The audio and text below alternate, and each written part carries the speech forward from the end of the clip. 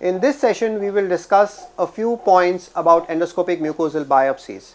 Now, endoscopic mucosal biopsies is a procedure we do every day in clinical practice, and it generates a lot of work both for the clinician as well as for the pathologist. It is therefore essential for the endoscopist to have a thorough understanding of the various requirements and difficulties involved in all aspects of the procedure. Now, tissue biopsy is routinely done to obtain a diagnosis in areas which are looking abnormal on endoscopy, and the pathologist will help us to tell whether it is neoplasia, inflammatory or infectious or any other process. Now, let us discuss some of the points regarding endoscopic mucosal biopsies. Now, one of the challenges which the physicians would face doing a biopsy is taking biopsies from difficult areas. So, you can have tangential access. For example, in the esophagus, in the mid-esophagus, sometimes even in the lower esophagus, higher up in the lesser curvature in the stomach, in the second part of the duodenum. These are difficult areas to biopsy. So, getting into the lesion accurately using the scope tip and aligning the biopsy channel to target the lesion accurately is a challenge which will come with practice, and one should just kind of keep that in mind. The other issue related to biopsy forceps is related to the size and the depth of the specimen. Now, as far as endoscopic biopsy is concerned, size matters. So, larger biopsy specimens have large surface area and are easier to orient, which will result in a better yield as far as diagnosis is concerned and a more accurate diagnosis. And this is particularly important if you are doing a biopsy in patients whom you are doing it for surveillance, for example in Barrett's esophagus or in a patient with chronic ulcerative colitis where you are doing it for surveillance.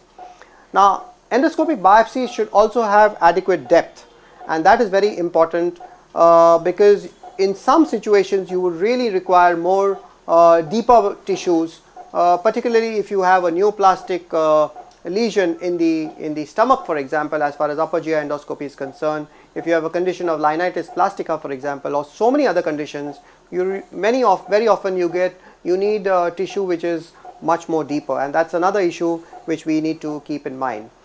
The other important thing which we need to know about biopsy forceps and taking mucosal biopsies is the problem of crushing and tearing of this specimen.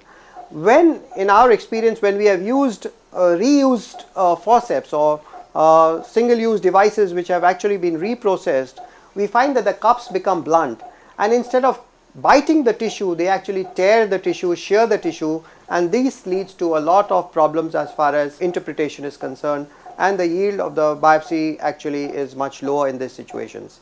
And lastly, one must remember that more is always better. So, in most situations, particularly neoplastic lesions, more number of samples will improve the diagnostic yield of the mucosal biopsies. Now, the biopsy forceps are available in various designs. You can have biopsy forceps with or without a spike. You can have cups which are oval or round.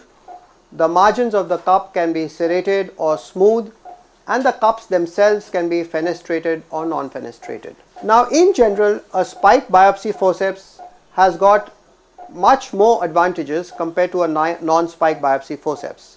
First of all, they enhance directed lesion sampling via impalement of the tissue and stabilization of the forceps on the site of the lesion which you are trying to biopsy. Secondly, they provide deeper biopsies than the non-needle versions. And thirdly, they secure the first specimen on the needle during collection if you are doing a second biopsy using the same pass. So, these are the advantages of a spike forceps. So, in general, a spike forceps is much better. Now, the cups, if they are serrated, are again much better because the tearing and the shearing artifacts which you get are much less if the cups are serrated, and also the quality of the specimen is better if the cups are fenestrated. Now, the radial jaw forceps has got all three advantages. It has a spike at the center in between the two cups, the cups are serrated and the cups are fenestrated. Therefore, this forceps has got all the advantages and all the characteristics which an ideal biopsy forceps should have. And for today's procedure, we will be using the radial jaw forceps for this particular patient to take the mucosal biopsy. We are now going to demonstrate how we take a mucosal biopsy, and as I mentioned to you, what we are using is a radial jaw forceps from Boston Scientific. So you introduce the biopsy from the biopsy channel over here. So that's how you just introduce it, and you align your instrument channel to your target. So this is the movement you use to slide it down, and it's very easy to slide it. It just kind of slides down very easily, and you kind of select the point which you want to biopsy. Once you have selected that, the technician will open the cups. So the cups are open, close. So you coordinate the opening and closing with the technician so that he knows what you are talking and you know what he is doing. So that is very important to coordinate for any therapeutic procedure. That is very important, and also for a biopsy, taking a biopsy. So once you have targeted your particular area of targeting for the biopsy, then you tell your technician to open the forceps. So this is open.